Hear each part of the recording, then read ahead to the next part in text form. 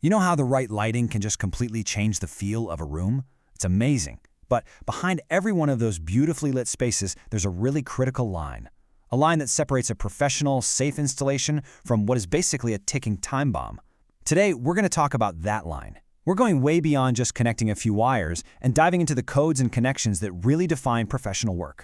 And this, right here, this is the big question. Because the answer isn't just about getting a light to turn on. Nope, it's about protecting your house, your investment, and frankly, your family from things like overloaded circuits, fixtures that fall from the ceiling, and even electrical fires. So let's break down the rules that make sure a lighting job is not just beautiful, but safe and built to last. So where do these rules come from? Well, the key to all of it is right here, in something called the National Electrical Code, or the NEC for short. Now, don't go thinking this is some dusty, boring old rulebook. It's not. Think of it more like the collected wisdom of the entire electrical world. It's a roadmap to safety and quality that's been perfected for over 100 years. It's the blueprint for getting the job done right every single time. Okay, so the NSE is huge. We're not going to try and tackle the whole thing today. Instead, we're going to zero in on two codes that are absolutely critical for pretty much any lighting project. First up, NEC 314.27a. In plain English, this is all about gravity. It just says you have to use a special, stronger box to hang a heavy fixture. And then there's NEC 410.116, which is all about the modern lighting revolution, LEDs.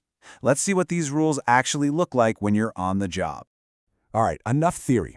Now that we've got a handle on the rules, let's see how they work in the real world. We're going to start with one of the most common lighting jobs out there, installing recessed lighting.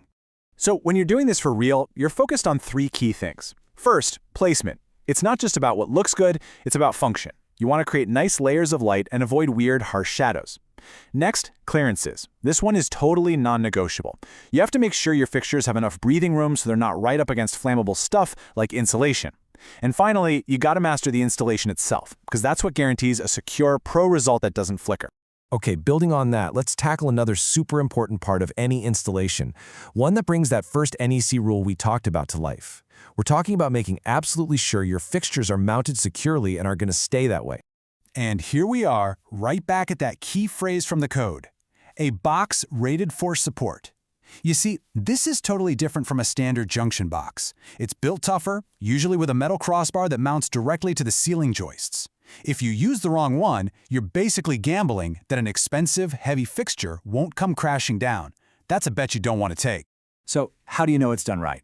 It's a really simple three-step process you can't skip.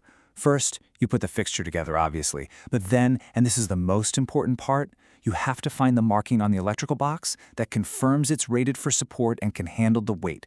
Only then do you secure the fixture to that box. See? It's not just a good idea, it's the code in action, preventing a really dangerous failure.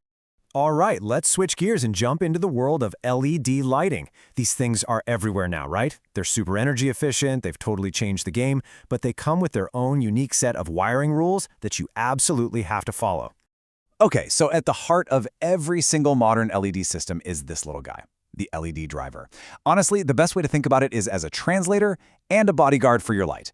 It takes the high voltage AC power coming from your walls and perfectly converts it into the low voltage DC power that the sensitive little LED chips need. Without it, the power from the wall would just fry your LEDs in a split second. So, what's the right way to wire it all up? Well, the order of operations here is everything.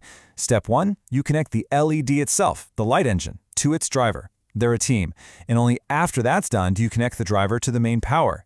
This little sequence makes sure the LED is always protected by its bodyguard. It's the key to a safe, reliable setup that's going to last for years. So when you boil it all down, here's the real takeaway. The National Electrical Code, it isn't just a bunch of random rules meant to make your life harder. Not at all. It's the very foundation of quality work. Following these codes is what separates the pros from the amateurs, and it's what ensures that a lighting installation isn't just pretty, but is fundamentally safe and built to last. So we've seen how just a couple of simple rules can be the difference between a huge success and a catastrophic failure. The standards are there for a reason. They're clear. So the real question is, now that you've seen them, what are you going to build with them? Go build it right, build it safe, and build something you can be proud of.